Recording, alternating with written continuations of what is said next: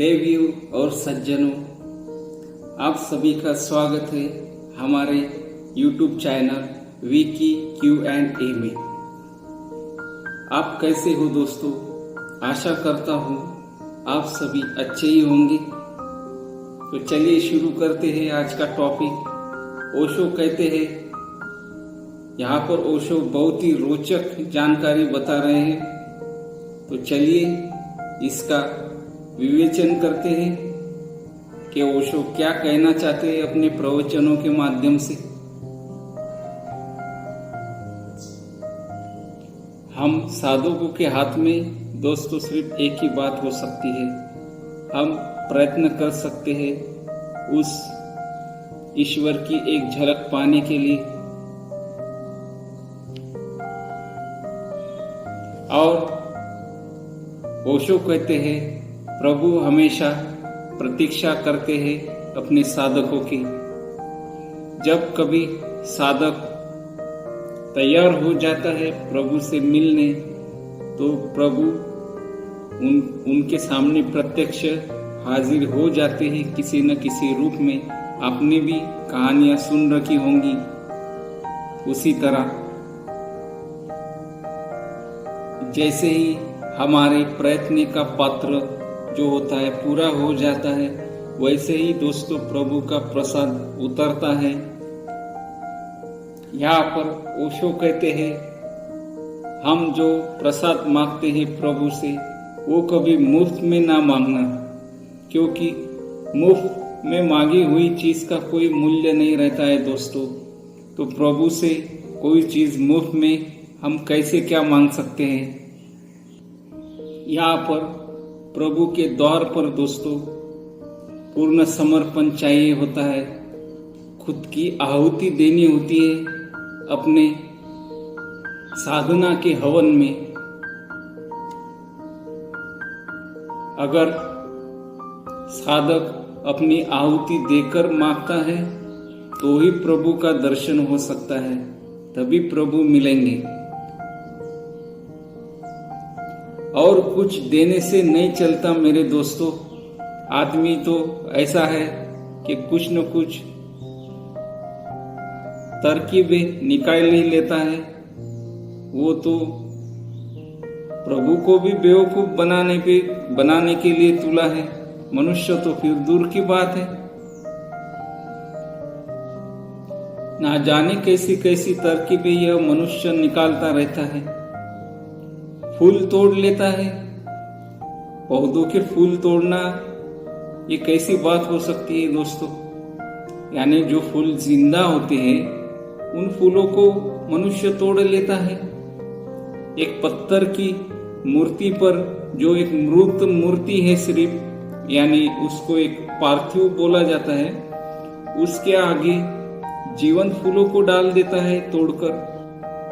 तो इसका मतलब ये हुआ मेरे दोस्तों कि एक पत्थर के मूर्ति के ऊपर मृत फूल डाले जाते हैं। जब वह फूल पौधे पर थे तो ज्यादा जिंदा थे, क्योंकि वह प्रभु के ज्यादा करीब थे, परमात्मा के ध्यान में लीन थे। वह उन फूलों में से एक सुगंध महक रही थी, जो तोड़ने के बाद अचानक गायब हो जाती है मेरे दोस्तों, और वह फूल धीरे धीरे मृत होने लगते हैं। एक फूल जो है वो डाली पर ही शोभा देता है, और उस डाली के थ्रू ही वह, यानी इस अस्तित्व की जड़ से जुड़ा हुआ होता है मेरे दोस्तों। वह परमात्मा के बहुत करीब होता है। कैसा है यह मनुष्य?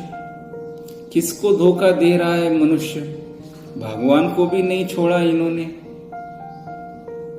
यानी जो लोग भगवान की प्रार्थना करते हैं, भगवान पर श्रद्धा रखते हैं, उस भगवान को ही मूर्ख बनाना, यानी भगवान कोई मूर्ख व्यक्ति है क्या दोस्तों? नहीं ना, एक मूर्ख व्यक्ति तो मनुष्य है। वो फूल चढ़ा आता है मंदिर में। फूल तोड़ने का तात्पर्य क्या हो सकता है मेरे दोस्तों? वह जो फूल थे मेरे दोस्तों, वह ऑलरेडी परमात्मा को चढ़े ही हुए थे। वो तो वृक्ष पर जैसे ही थे, डाली पर थे, तो वो परमात्मा के ज्यादा करीब थे। वह फूल जो है ज्यादा जीवित थे मेरे दोस्तों, वो तो बहुत करीब थे परमात्मा के।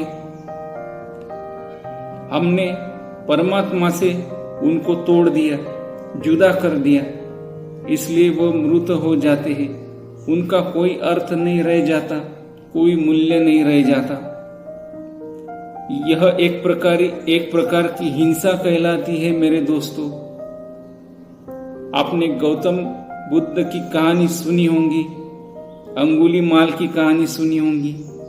एक पत्ता, गौतम बुद्ध अंगुलीमाल को एक पत्ता तोड़ने के लिए कहते हैं और तोड़ने के बाद फिर से जोड़ने के लिए कहते हैं, तो वह उसे नहीं आता मेरे दोस्तों। यही तो सारी कहानी है। यहाँ पर सारा रहस्य छुपा हुआ है। जो अंगुलीमाल लोगों की उंगलियां काट लेता था और गले में पहनता था, यह ऐसा खूंखार डाकू जो था, हिंसा करता था, उसको गौतम बुद्ध ने एक पल में ही अस्तित्व के करीब ला दिया। उसको यह अनुभव करा दिया कि तोड़ने से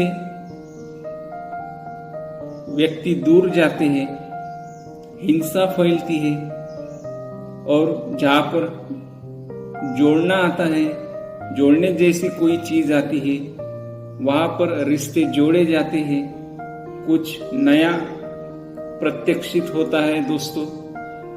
तो इसी तरह फूल जो है वह डाली पर ही शोभा देते हैं मेरे दोस्तों, अपनी सुगंध फैलाते हैं।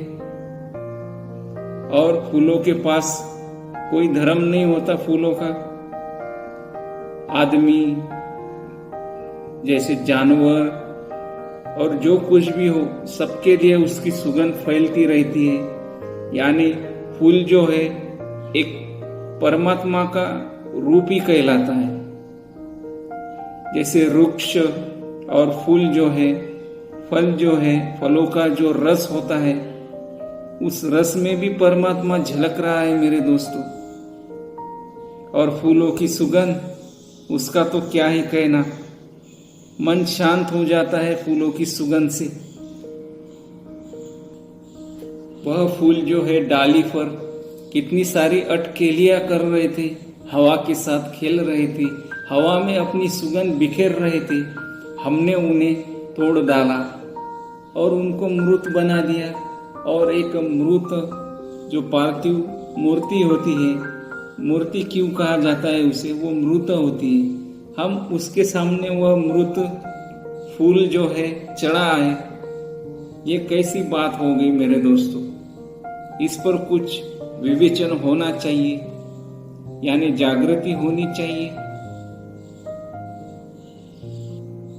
और आदमी सोचता है कि उसकी प्रार्थना सुन ली गई, वो मृत फूल चढ़ा आया मूर्ति के सामने, उसकी अर्चना पूरी हुई, उसकी पूजा पूरी हुई। यह पूरी तरह एक हिंसा वाला कृत्य है मेरे दोस्तों।